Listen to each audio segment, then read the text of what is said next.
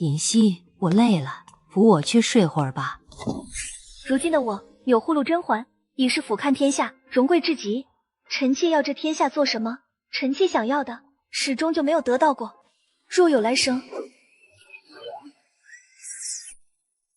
锦溪，小主怎么了？外面大雪把树枝压断了，可是吓着了。流珠，怎么是你？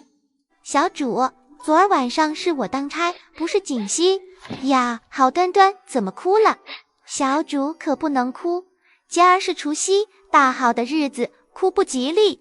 小主是想家了，还是做噩梦了？这陈涉不是寿康宫，亦非永寿宫，竟是碎玉轩。我如今是晚常在，甄嬛上苍垂怜，我竟得以重修此生。流珠，没事，黄粱一梦罢了。对了，你说今天是除夕？是啊，这可是小主入宫以来过的第一个年呢。小主有病在身，不能去河宫夜宴。我和浣碧他们想着要在碎玉轩好好热闹热闹，陪小主过年。尹梅园，是一切错误开始的所在。梅姐姐在吗？沈贵人一直在存菊堂呀。你快去收拾收拾，我要去看她。小主去不得，外面天寒地冻，小主的身子怎么受得了？况且皇后娘娘吩咐了，要小主安心养病，不宜外出走动的。罢了，倒也不急着一时。我看这窗上的窗花极精巧，定是锦溪的手艺。你去择几个给梅姐姐送去。对了，还有玲珑。好，小主。这样活泼伶俐的女孩，我怎能让她为我死在深宫冷月，成为侍卫刀刃下的一缕亡魂？这一次，我要让自己在乎的人都好好的活下去，我要得偿所愿，事事如意。小主快看，小允子剪了小主的小象，太像了。奴婢听说在除夕之夜，若是把心爱的东西挂到树枝上，可以祈福。我不信这些。哦，天这么冷，我也不想出去，我们还是在屋里暖和吧。我要的天给不了，天给的我不想要。我再也不会去祈求那些虚无缥缈的福气，因为如今我明白，命运只有握在自己的手里才可靠。只不过于婴儿怕是要在那儿捡一辈子的梅花枝条了。花儿，姐姐来了，来了就好，只要人还在，一切总归是好的。姐姐，安妹妹，快坐。一番嘘寒问暖后，我风寒未愈，怕传染给你们，我就先回去了。沈眉庄见甄嬛像是有话要说，便道：你们都先下去吧，我和华儿有些体己话要说。华儿，什么事？姐姐可知我的病为何迟迟不好？为何？难道是有人存心害你？没有人害我，是我自己装病。华儿，这可是欺君的罪过。我何尝不知，之前便是担心走漏风声，才一直瞒着，也是怕万一露馅会牵连到他人。这件事，我身边现在也只有温实初、浣碧、流珠知道。为什么这么做？木秀于林，风必摧之。你我入宫本就显眼，少不了被人嫉恨，若不收敛锋芒，恐怕更成了他人的眼中钉肉中刺。姐姐，你如今虽正得圣宠，但想必日子也不算好过吧？我若光明磊落，那起子小人又岂能害得了我？至于华妃，她若真是要斗，我便兵来将挡，水来土掩。纵使她家世煊赫，圣宠优渥，我也未必会处于下风。姐姐向来行事坦荡，我明白，只是明枪易躲，暗箭难防，不是行得端坐得正就能幸免于难的。后宫争斗之惨烈阴毒，远不是你我可以想象的。入宫时，我在碎玉轩的海棠下偶然发现了一罐香料，正是麝香中药性最烈者麝香人。什么？从前住在这里的方贵人，恐怕就是因为这东西才小产。可怜他从前也是颇得恩宠，如今却囚禁于冷宫，浑浑噩噩，形容疯癫，甚至到了最后也不知道自己折损于此。姐姐，你再细想，宫中冷僻的宫院不在少数，为何偏偏将我安置在了碎玉轩？入宫秀女众多，皇后娘娘为何单单往我这里送了桂花？可知金桂香气浓郁异常，若是想要掩人耳目，当然这也只是我胡乱揣测，但毕竟防人之心不可无。在这紫禁城之中，多一个心眼，就是多一条生路。前些日子皇上有意让我学习六宫事宜，我心里还欢喜得很。现在想想，竟是当了出头鸟，还浑然不知，真是后怕。以姐姐这般才貌家世，何愁没有出人头地的一天？实在不必急于当下，与其一时繁华，倒不如细水长流。我知道该怎么做了，花儿，多谢你为我费心，也只有你才会跟我说这些。姐姐安好，我才能安好。就算是林荣，也始终比不上你我之间的情分。林荣，上一世你害了梅姐姐，哪怕我多活了几十年，却仍旧心痛梅姐姐的离世。上一世我们的恩怨已经了结，这一世毕竟你还什么都没有做，我若对你下手，那我和害了梅姐姐的那个你又有什么区别？这一世我再不允许那样的事情发生。梅姐姐，你我一同长大，咱们的情分与旁人自是不同，可如今安妹妹与我们交好，平时我们也要多顾忌着她。我不过只是嘴上说说罢了。只有我们姐妹交好，互相扶持，才能在宫里立足，只是防人之心也不可无。孩儿，你今日说话好生奇怪，我真是不明白了。不过你说的话我定会放在心上的。几日后，梅庄邀了玲珑一起来碎玉轩。有桩奇事，可要说与你听听。又有什么新鲜事？皇上不知怎的看上了倚梅园的一个宫女。什么？可是叫于莺儿？花儿，你平日里不出门，竟还知道这些，想必你是听了宫人们的闲话。这怎么可能？除夕那夜我并未去倚梅园，以我前生对她的了解，若没有那句诗，她是不可能被皇上看中的。姐姐说的没错，她如今已经是答应了。只有3种可能：第一，我虽然重生，却改变不了他人的命运；第二，于莺儿和我一样是重生的；第三，有人指点于莺儿。这3种可能对我来说都不是好事。眼下最要紧的是，如今于莺儿已经是答应，按照上一世的发展，离玲珑第一次侍寝也不远了。安妹妹，你可想侍寝？甄嬛见安陵容不说话，反而面色发红。你这是愿意了？也是，如今我们身在宫中，哪有我们愿不愿意的呢？妹妹出身寒微，能入宫已是万幸，哪敢祈求什么恩宠。妹妹，再也不要说出身寒微这些话。你既已入宫，就证明你已经超过了很多的秀女，不是吗？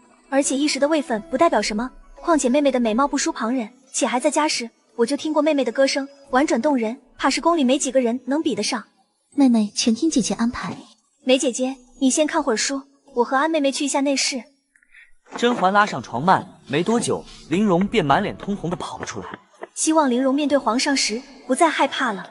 玲珑，我不能掌控你的人生，你终究要靠自己的。玲珑这是怎么了？姐姐，你可怪我。你说玲珑侍寝，我早该想到的，玲珑迟早会侍寝的，我又怎会怪你？芙蓉不及美人妆，水殿风来珠翠香。姐姐，你肯定也明白，男子能一心待一人的少，君王能一心待一人的更少。华妃在王府中就最为受宠，如今也是宠冠后宫，可那又怎样？如今这红墙绿瓦内还不是塞满了新人？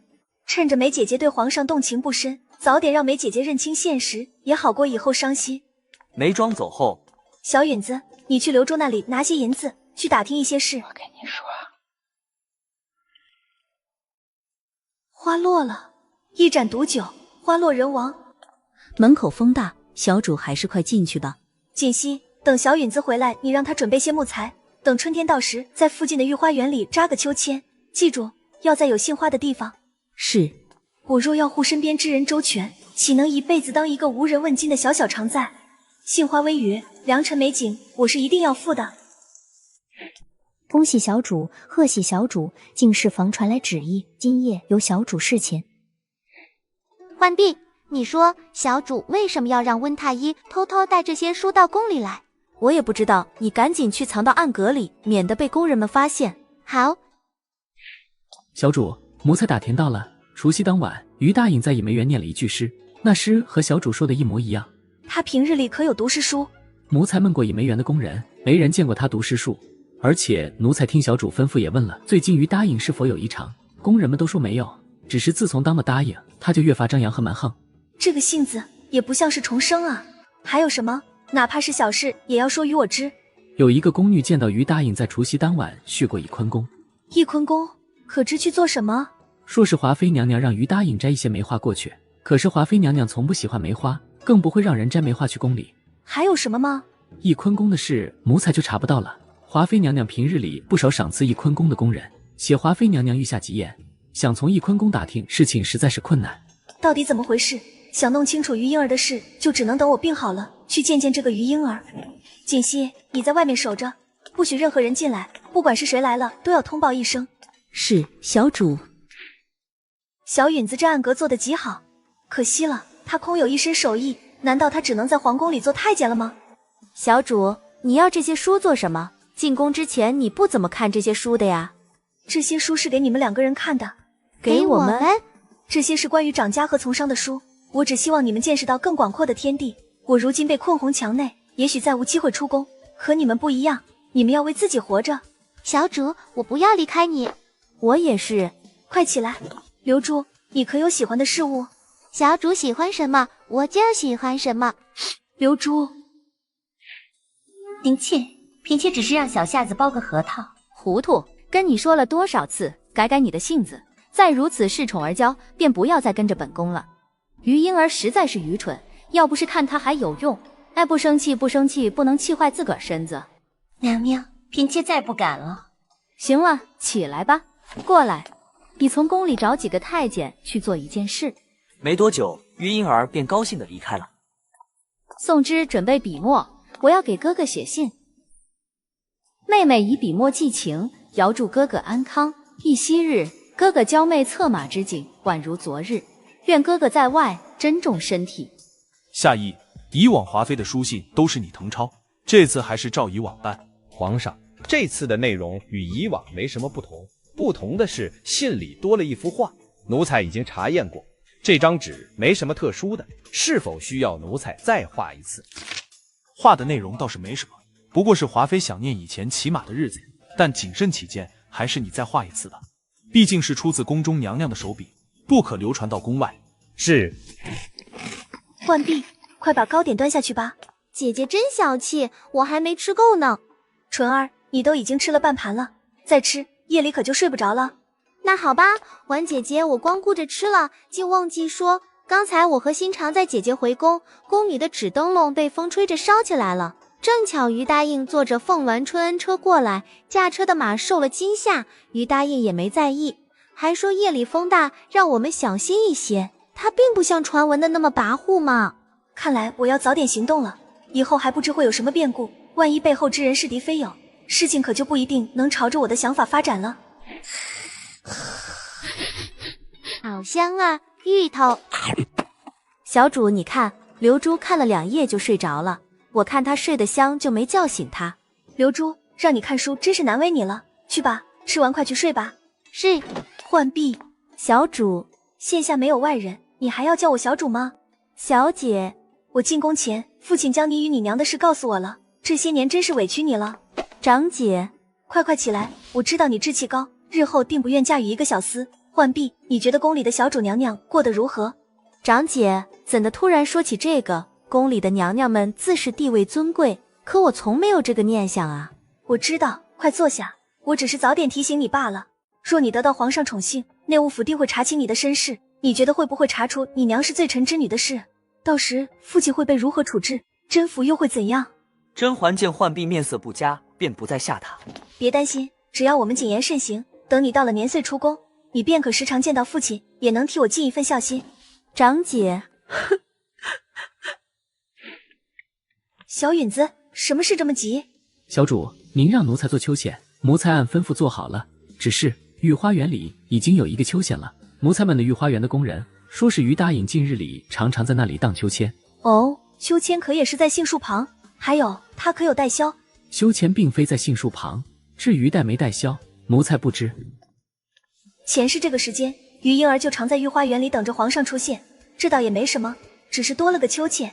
看来于婴儿背后之人也不算太精明吗？不过是仿照我前世的样子做罢了。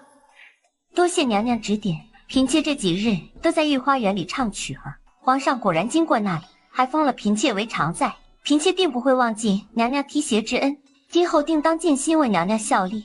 只要你肯听本宫的话，恩宠少不了你的。本宫会向皇后说，让你搬到翊坤宫来，以后你见到皇上的机会更多。谢娘娘，谢娘娘。娘娘，您为何如此帮助于婴儿？少了他，还少个人分宠呢？不过是让他死心塌地跟着本宫，分些沈贵人的恩宠而已。你先下去吧。什么恩宠不恩宠的，我如今还在乎吗？是让他分些我的恩宠才对。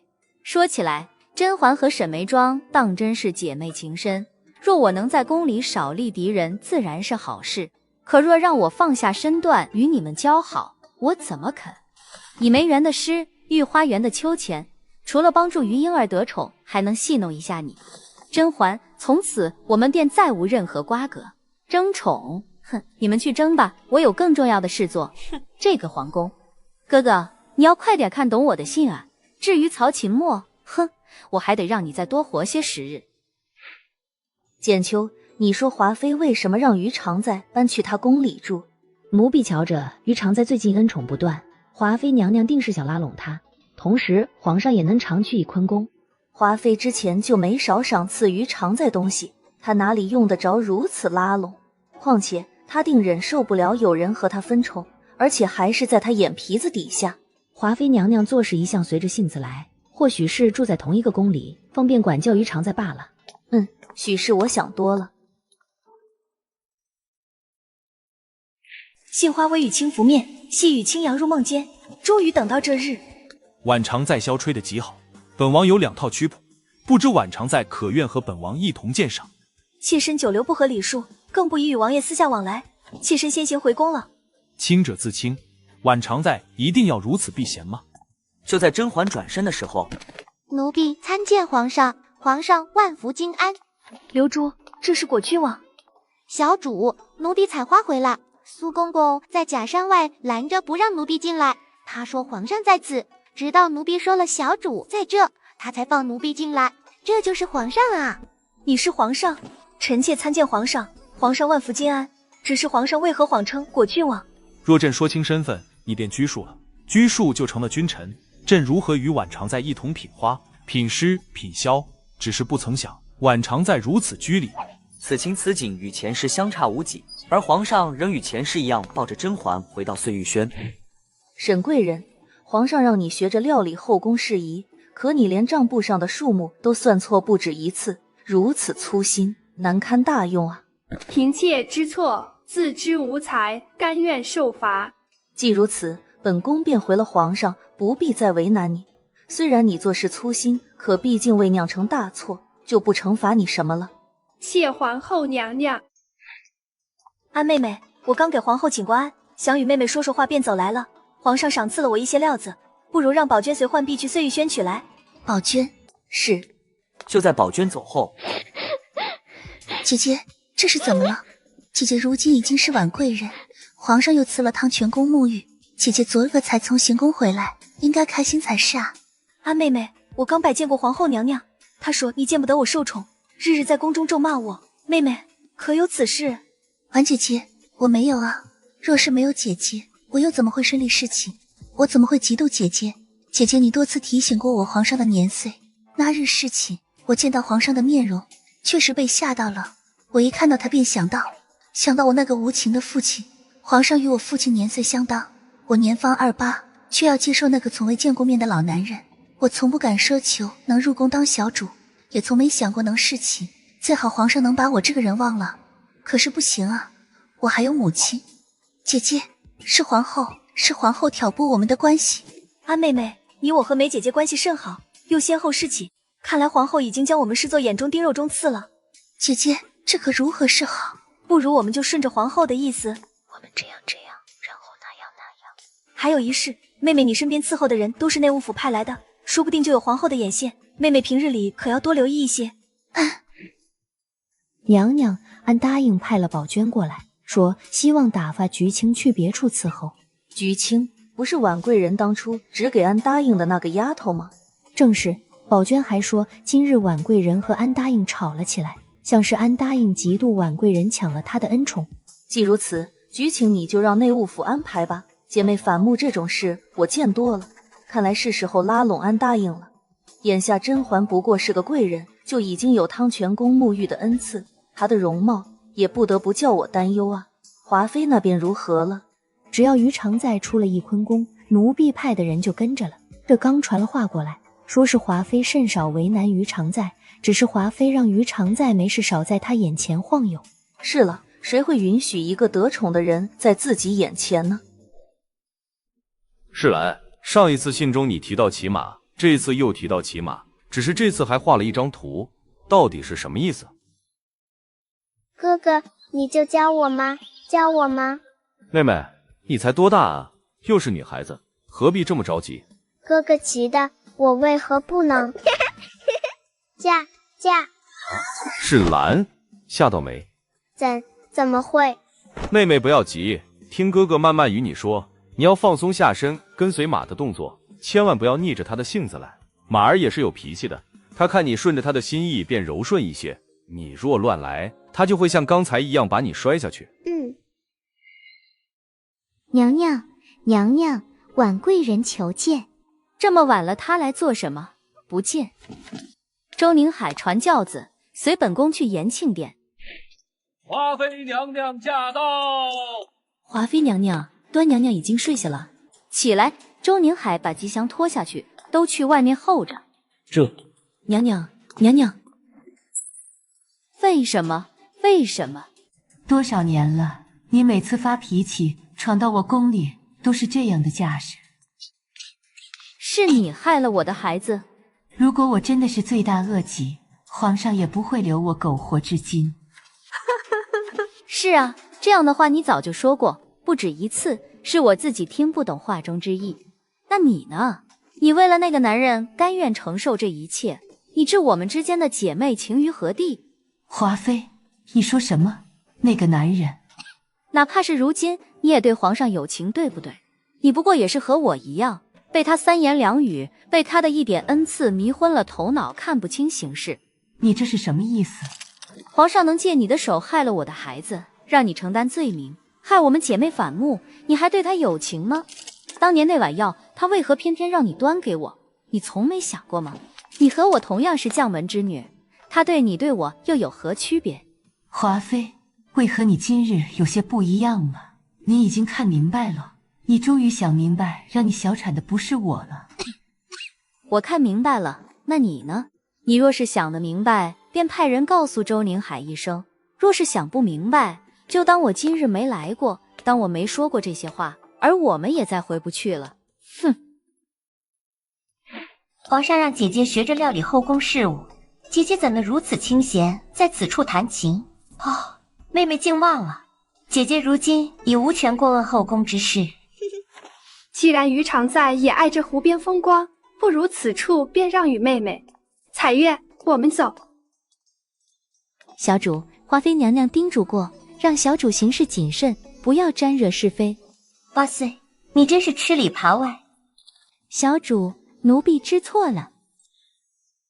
于婴儿竟出口嘲讽姐姐，于婴儿的性子真是难改，她位分越高，就越是张扬跋扈，再如此下去，怕是谁也救不了她。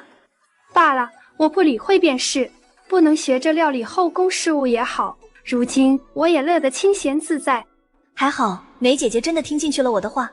华儿，你有没有发现华妃貌似与以往有些不同了？姐姐是说，想我们刚入宫时，她是何等风光，颇多恩宠不说，还有协理六宫的权利。可如今，我也正好奇此事。她如今太过安静，就连翊坤宫的宫门都甚少出。我去求见，她也不见。难不成她还在计较我与她的恩怨？所以连见我一面都不肯。世兰，近日身体可好些了？皇上忙于朝政，这会子怎的来世兰这里了？前朝再忙，朕也抽得出空来看你。这帮太医真是无用，总说你身子无大碍，多加休息便可。可朕瞧着你近来消瘦不少，也越发不爱说话了。你竟如此关心我吗？以前的我还真是信了你的鬼话，真叫我恶心。皇上想必是岁月不饶人，臣妾总觉得头晕身子困乏，而且臣妾哪里比得上年轻的妹妹们身子好？哈哈，原来是吃醋的性子又犯了。臣妾哪儿敢？世兰，府里的女人都怕我，就你不怕我？我喜欢四爷，为何要怕？整个王府里就属你性子最明艳活泼，我就是喜欢你这个样子，谁也比不上你。福晋，歇了吧，已经夜半了，王爷不会过来了。再等等，再等等，不过是王府又来了新人，王爷不会忘记我的。宋之，太暗了，再去点根蜡烛。娘娘，您又把皇上赶走了。娘娘，您这是怎么了？为什么奴婢看着您对皇上不太上心了？我已经表现得如此明显了吗？我还要伤心多久？再这么下去可不成，一直避宠，迟早会引起皇上怀疑。宋之，我的好宋之，还好有你陪我。娘娘，婉贵人，我在御花园荡秋千，没想到被你学了去，还成了贵人。皇上已经那么宠你了，你如今怎么还在这等皇上？难道就不给我们留一点见皇上的机会吗？如今他得华妃照拂，我也不能直接和于常在交恶。如果让华妃更加记恨我，我岂不是少了助力？眼下我还不能轻举妄动。妹妹如今与华妃娘娘同住，华妃娘娘又如此抬举你，若你在外不懂规矩，也会显得华妃娘娘御下不严。你是常在，竟对我和沈贵人无礼，皇上最在意礼节，于常在可不要坏了规矩。贵人又如何？皇上宠谁，谁的位分就高。小主，我们走吧。皇上万福金安。皇上吉祥。你如此冲撞婉贵人，朕必要重重罚你。臣妾知错，臣妾知错，请皇上饶了臣妾这一回，请婉贵人饶了我吧。婉贵人是有几分像纯元，平日里也是温和的性子，只是不知婉贵人是否像纯元一样宽容大度。今日也正好借此机会看看。皇上，于常在已知错，还请皇上宽恕他吧。既如此，于常在已便回翊坤宫思过，1个月不许出宫门。苏培盛告诉华妃，让她管好自己宫里的人。四郎，既然我们已给皇额娘请过安，四郎今日也无公事在身，不如我们去倚梅园走走。好，婉婉，刚才皇额娘留我说了几句话，她说你性子太过温和，怕你不能好好打理府中事宜，不如叫宜修协助你打理。宜修妹妹从前打理府中事宜本就周详得体，婉婉听四郎的。慢着，你是何人？奴婢见过王爷，见过福晋。奴婢叫崔锦熙，是换衣局的人，正从娘娘们的宫里拿了衣服去换洗。四郎，你看他手上都是冻疮，天这么冷还洗衣服，真是可怜。不如向皇额娘求个恩典，叫他去别处当差吧。好，你就是心善。皇额娘不喜欢你这样，我喜欢。还不快点洗完这些，你在这叹什么气啊？我原本只需要缝补衣裳，如今却被调来这里当差。是锦溪好福气，遇到了四福晋。四福晋心善，看不得人受苦，你可不要再埋怨了，免得被人听了去。怎的那么巧，偏偏让锦溪遇见四福晋？安答应后宫姐妹要和睦相处，你再怎么嫉妒婉贵人，表面上也要过得去才行。婉贵人讨皇上喜欢，皇上顾不上你也是有的。你们又是好姐妹，你性子最是谦和乖觉，她得一些恩宠，你也别往心里去。臣妾知错，是玲珑的不是，臣妾会向婉贵人赔不是。只是臣妾原本5、6日见皇上一次，如今皇上10天半个月也记不起臣妾，臣妾求皇后娘娘眷顾。本宫怜惜你，自然要为你打算，可眼下你若有孕，难免会招来他人嫉恨，尤其是你的好姐妹。本宫的意思你可明白？臣妾明白，愿听从皇后娘娘安排。见华妃娘娘一面不容易啊！你不止一次来翊坤宫，到底所谓何事？你让余莺儿带话，说可助我得偿所愿，又是什么意思？娘娘，余莺儿帮不了您的忙，嫔妾可以。嫔妾知道您想要什么，也知道您缺什么。你真是自以为是。你说本宫所愿的是什么？愿家人平安。笑话，哈哈哈！本宫家人哪里不安？如今是安，可以后呢？你说帮本宫，本宫又凭什么信你？嫔妾不过是想求华妃娘娘庇护。嫔妾知道娘娘不便与年将军传递消息，也知道娘娘在太医院无可靠之人，嫔妾可助娘娘一臂之力。只是有些事只嫔妾一人难以做成。小主，您如今为皇后娘娘做事，这每次侍寝后的规矩可不能落下。自然，都是皇后娘娘美言，皇上才能记得我这个人。端过来吧。妹妹，婉姐姐，你怎么来了？今日好天气，我正想和妹妹一起去御花园走走，没想到简秋姑姑在这里。是皇后娘娘要召安妹妹说话吗？不是的，婉贵人，是皇后娘娘派奴婢给安答应送做胎药来，希望小主早日有孕。皇后娘娘真是疼妹妹，既然是做胎药，这药就让姐姐替妹妹尝尝。啊，好痛，好痛！小主，你怎么了？你别吓奴婢啊！快传太医，传太医！皇上，婉贵人确实已经小产。荒唐！问太医。本宫问你，婉贵人何时有的身孕？禀皇上，皇后娘娘，微臣近日给婉贵人把脉时，发现婉贵人的脉象似为滑脉，像是喜脉，只是月份太小，还不能确定。原要再等些时日，再把脉才可确定。微臣每次都将脉象记录在案，皇上皇后娘娘尽可查阅。药是谁端来的？回皇上，是简秋姑姑说照皇后的意思给臣妾送安胎药，婉姐姐说替嫔妾尝一尝这药，谁知这药明明是给安陵容的婢子汤，怎么会这样？说，谁指使的你？皇上，是奴婢一人所为，与皇后娘娘无关。为何要这么做？皇上，你有多少日子没去看过皇后娘娘了？奴婢只是替皇后娘娘伤心，奴婢只是不想让安答应有孕，奴婢也不知道会叫婉贵人喝了去。简秋，娘娘不必为奴婢求情，奴婢甘愿受罚。简秋一个人怎么敢做这样的事？皇上，臣妾失去过孩子，臣妾的姐姐也失去过孩子，臣妾倒希望宫里的孩子多一些，多来陪伴臣妾。臣妾怎么会这么狠毒做这种事？皇后的位置还要有人在，眼下不能对皇后惩罚太过。皇后，你御下无方，你身边的人做出此等事情，你也难逃罪责，朕便罚你禁足半年。孩儿，疼不疼？温太医开的药，姐姐就放心吧。你的身孕，姐姐，我不曾有孕，只是温太医给我开了一些药，让脉象看似虚弱罢了。温太医，这药会不会对身体有害？小主放心，微臣保证婉贵人不会有事。那就好。刘珠，送温太医。看刘珠并无动作，甄嬛又道：刘珠，送温太医。是小主。你们做这出戏也不事先和我商量，你何必如此呢？眼下他也只是被禁足半年，你还招了皇后的嫉恨。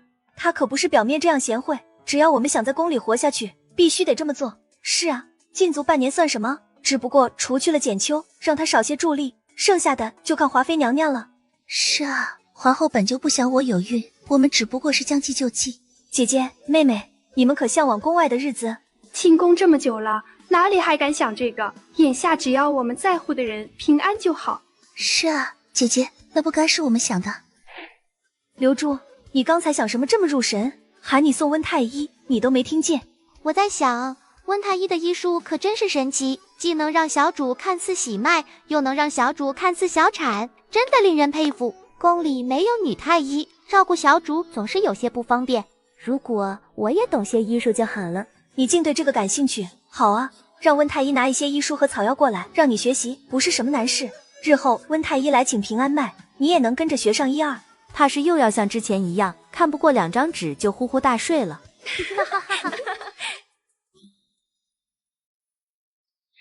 小主宋芝来了，让她进来。锦溪，像吗？很像小主。不是我。小主，华妃娘娘派奴婢来告诉你一声，慎刑司那边已经打点好了。好，我知道了，这个拿去。是。你们娘娘最近可好些了？回皇上话，自从温宜公主住进了翊坤宫，娘娘心情十分愉快。今日午膳用的也比以往多了些。太医来瞧过了，说娘娘身子完全好了。她如此喜爱孩子，芷兰，我再也不是以前的那个四爷了。皇上，你来了。宋芝，怎么也不叫醒我？是朕不让她吵到你。自从皇后禁足，这6宫之事，朕就交由你打理。你身子才刚好没多久，朕怕你太过操劳。亏你说得出口，让我累死累活给你做事，还让我不能有自己的孩子。可当年你连皇贵妃的位置都不愿给我。皇上，慎刑司的人送了一份简秋的供词过来，里面提到了当年纯元皇后难产的事。什么？查简秋给安陵容送汤药的事，怎么会和纯元有牵扯？皇上黄规全在外候着，说有事求见华妃娘娘。叫他进来。皇上，纯元皇后的旧衣都在皇后娘娘那里，臣妾想着皇后娘娘已被禁足，不如就让黄规全把衣服拿去内务府保管。想必这会儿是黄规全来回话了。奴才给皇上请安，给华妃娘娘请安。皇上，奴才从景仁宫里取了纯元皇后的衣服，回到内务府检查，发现衣服有些异样，便拿来请华妃娘娘瞧瞧。拿过来给朕看看。啊，这衣服怎么被破坏成这样？苏培盛，拿上衣服和供词回养心殿。华妃，今日你早些歇息，不必等朕。如果真的如甄嬛所说，是皇后害了纯元母子，那皇后不就和当年的我一样吗？我也只会恨甄嬛，却忽略了造成这一切的那个人。娘娘，婉贵人怎么会知晓这么多当年的事？别的事情都无需在意了，只等皇后彻底不能过问后宫之事，有些人才好收买。到时我们便速速安排圆明园那边的事宜。夏邑，查得如何了？简秋是不是被屈打成招？会不会是有人指使他？回皇上，安小主的药被简秋动了手脚，此事牵涉皇后娘娘，所以慎刑司的人不敢懈怠，更不敢不加审问就施以刑罚，就怕屈打成招。奴才派宫女检查过，简秋身上没有受过任何伤。嬷嬷们呢？一起审问简秋的嬷嬷有3个，奴才单独询问过3人，3人的回答都能对得上，并无异议。怎么扯出当年之事的？嬷嬷们询问了一些药理知识，见简秋并不懂得这些，觉得给安小主下药一事不是简秋一人所为。嬷嬷们见白日里审问不出来，便想到在半夜3更审问，一人询问，一人转述，一人记录口供。为何要人转述？自从简秋进了慎刑司，虽未曾遭受刑罚，可他本就少量进食，加上半夜审问，说话有气无力，便由一个嬷嬷转述。至于证词上写的芭蕉叶蒸的食物与桃仁一起食用，奴才也问过太医，这确实会导致胎儿受损。纯元的衣服和衣服里的小象，不可能是华妃做了手脚，她并未见过纯元，看来此事并未冤了皇后。宜修到底为什么恨极了纯元？苏培盛，召皇后过来养心殿。皇上到底还是留了皇后的位置给他。出了这样的事情，太后定不会置之不理，必是太后出了面。林柔，你刚才已经绣了一个，怎么还在绣？是啊，妹妹，离我生产还早呢，哪里急于这一时半刻？快放下，仔细伤了眼睛。婉姐姐，这下你是真的有孕在身，如今又被封为婉嫔，妹妹自是高兴。天气炎热，我又沾了姐姐们的福气，才能来这圆明园避暑。绣个衣裳不算什么，这是妹妹的心意，绣一个怎么够？万一姐姐怀了双生子呢？双生子？姐姐这是怎么了？没事，我只是想家了。明日我就求皇上准许我母亲来园子里。娘娘，就算停掉欢宜香，也为时已晚了。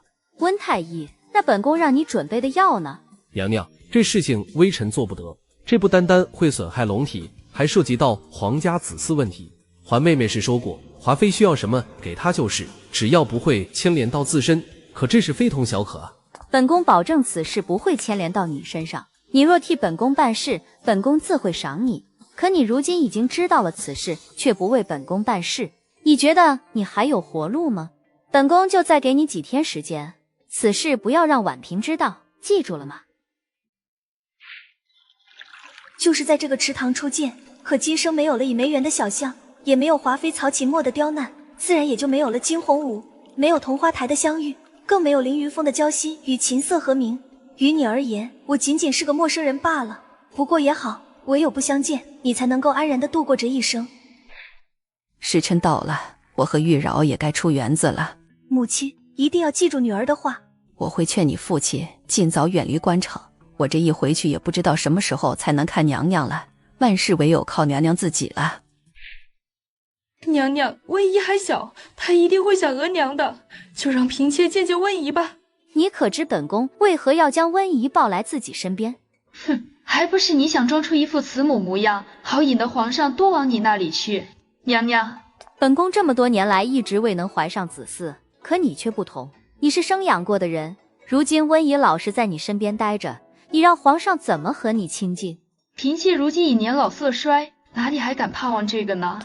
你不要妄自菲薄，给你，这药会助你一臂之力。本宫自会向皇上提及你养育温宜辛苦，提醒皇上多来瞧你。你可要把握好机会。难道华妃是想等我诞下皇子，然后抱去她身边抚养？不过到那时候，皇上还不一定会应允呢。但话说回来，万一我真能有个皇子，那自然是好事一桩。怎么，你怕这药有问题？这一下你信了吧？嫔妾谢娘娘照拂。皇上，喝口茶吧。皇上，您接连3日都来臣妾这里，臣妾感恩皇上的恩宠。只是若温宜在就好了。臣妾也想让温宜多陪陪皇上呢。朕想温宜了，自会去华妃那里。奇怪，朕每次到你这里来就有些燥热。皇上，臣妾伺候您歇息吧。滚下去！皇上，怎么回事？前几次都好好的，怎么这次？我在赏赐给太监宫女的食物里放了一些那药，除了让人燥热之外，确实对身体无害呀。也是，太监本就不行，又怎么试得出来呢？看来我是遭了华妃的算计。这事就算说出来，也是我给皇上下药在先，陛下真是有苦说不出了。皇上，微臣开一些药，悉心调养的话，或许2年之后您还可以再有子嗣。你这个毒妇，竟敢做出如此大逆不道之事，损害龙体，你可知道自己要面临怎样的后果？到这个地步，不得不说了，皇上是华妃娘娘，这药是华妃娘娘给臣妾的。你还敢污蔑华妃？她日日期盼能有个孩子，怎么会对朕做出此等事情？那药和医书可是从你的房里搜出来的，太医处的取药册子里明明写着，你的人去太医处领过这些药材，你还有什么话好说？曹启墨一族被抄斩，皇上却仍不解恨。事情虽过去那么久，可皇上的脾气越发乖戾暴躁，处理朝政之事也愈发喜怒无常。满朝文武皆对皇上的雷霆之怒深感畏惧，人人自危，唯恐稍有不慎便会祸及自身。他是皇帝，又是男子，更是受不了这个屈辱。真不明白曹启墨为什么会做出这样的事。不过这样一来，皇上肯定会更加珍视婉姐姐和姐姐肚子里的孩子了。启禀皇上，华妃娘娘突然恶疾，面部溃烂，身子已虚弱之极。什么？朕去清凉殿看看华妃。皇上，微臣斗胆恳请皇上莫要前去。为何？前日里清凉殿有一名太监面部痛痒，华妃娘娘派了一名太医前去。太医原本只以为是面疮一类的疾病，给小太监上了药后，并没有加以重视。可今日这名太监已经没气了，如今华妃娘娘也有相同的症状，如此一来，说明这病会过人啊！请皇上尽快回宫，免遭疫病相染。娘娘，微臣只是让太监面部发痒，可华妃娘娘竟狠毒至此，竟然要了她的性命，是有些狠。可若不这样做的话，怎么能让别人相信这病的可怕之处呢？环妹妹，这事太过冒险了。哪怕如此，你也要帮助华妃吗？微臣希望当初娘娘没有进宫，你就还是那个善良的环妹妹。温太医，是微臣失言了。清凉殿的人都要留在园子里，你一直照顾华妃，也必会留在园子里。到时我想向宫外传递消息就难了。娘娘放心，微臣有一徒弟，名叫魏灵，是值得信任的人。这样也好。皇上，您又在担心华妃娘娘了？金岁也不知怎么的，华妃总是3病2痛的，朕很怕以后再也见不到她了。皇上，您派了太医精心照料着，娘娘福泽深厚，定能逃过这一劫。但愿如此。这恐怕是朕最后一次有子嗣了。太医说你这胎是双生子，等你平安生产后，朕要给你赐姓，封你为熹妃。臣妾多谢皇上。皇上，圆明园传来消息，说有一名宫女叫巧云，面部也开始痛痒。圆明园总管请皇上定夺，是不是要将宫女放出园子？皇上，园子里还有4阿哥和温宜公主在呢，还是小心为上，将染了病的宫女放出园子吧。去吧，苏培盛，就这么办。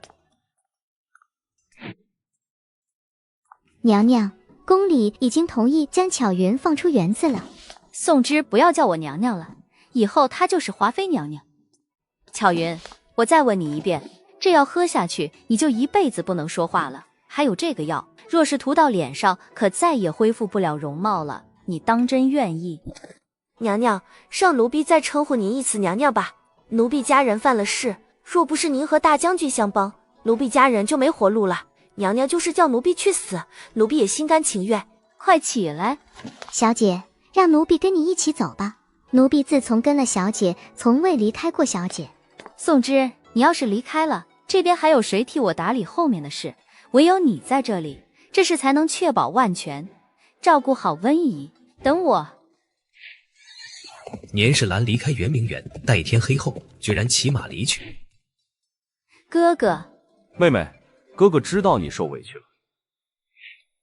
多年后，姐姐，她的话真的可信吗？我好紧张。姐姐、妹妹，你们放心吧，我们只要耐心等着。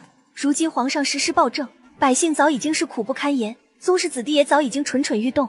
这事还是越少人知道越好。事情发生前，我们要收敛些神色，可千万不要叫其他人发现什么。还好浣碧、流珠他们都到年岁出宫了，不用跟我们一起冒这个险。锦溪、小允子，你们记下路线，到时你们2人一路，我和梅姐姐、安妹妹一路，我们分散出宫。敦亲王，不，如今得改口称呼您皇上了呢。哈哈哈，年将军，京城都尚未抵达，你怎的就先行庆贺起来了？这日，敦亲王和年羹尧率领大军朝着京城进发。这条路是年世兰给的，不会这么快有士兵过来，我们再快点。姐姐，小心！玲珑，姐姐们别管我，快走！我们一起扶着你走，你一定要跟我们一起离开。我会拖累你们的，你们快走！万一年将军没有成事呢？我们也只有这个机会能出宫了。姐姐们再不走，我便拔剑了。玲珑，姐姐，你们逃出去，要好好活着。敦亲王，你以为杀了朕就能让文武百官臣服于你吗？弑兄夺来的皇位，你会承担一辈子骂名的。骂名？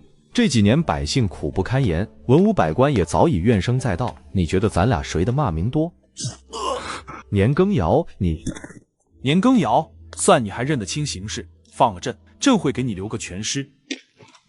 难道你想当皇帝不成？别忘了，敦亲王是宗室子弟，他能坐上这个位置，可你不行，这个皇位你做不了的。我是做不了皇帝，你们旗下的士兵不可能全然听我命令，所以我才借用敦亲王的势力。那你为何杀了他？你怕是已经忘了养在圆明园的4阿哥吧？敦亲王谋反，臣与4阿哥清君侧，救驾来迟，皇上死于敦亲王之手，如何？皇上，端妃，你怎么这么傻？就算你挡了这一剑，他们也不会放过朕的。就让臣妾陪您吧，是臣妾对不起世兰，可臣妾从不敢埋怨皇上。宋之、温宜，我来接你们了。小姐，巧云，跟我们一起走吧，这世上再也没有华妃了。年羹尧为4阿哥登基立下汗马功劳，被新帝视作社稷重臣，一时权倾朝野，成为新政权的核心人物。锦溪，多谢你救了我，要不是为了救我，你已经出宫了。奴婢虽有些钱财，可就算出宫也没家人相伴，一人在外难免会遭遇诸多危险。如今留在宫里，对奴婢来说也是好事。太后娘娘莫要再说这些话了。叫我太后，我还真是不习惯呢。外人都以为如今的太后是先帝的熹妃。有皇子公主流落在民间，这可是大事。新帝不愿此事被更多的人知道，也不能大张旗鼓的寻找，只能通告天下皇子公主病逝。如今皇上尊您为太后，也是为了避免日后有人拿民间的皇子生事。只是婉姐姐、梅姐姐从此要隐姓埋名的过日子了。梅姐姐，不，夫君。爹娘，这新娘子过门怎么带着俩这么大的孩子？这你就不知道了。听沈府的下人说，以前沈家穷苦，成亲时没有大操大办，如今沈梅公子富裕起来了，这才风风光光重办一次。都等了1个时辰了，浣碧姑娘什么时候回来啊？诸位请回吧，我妹妹忙于生意上的事，不能招待各位了。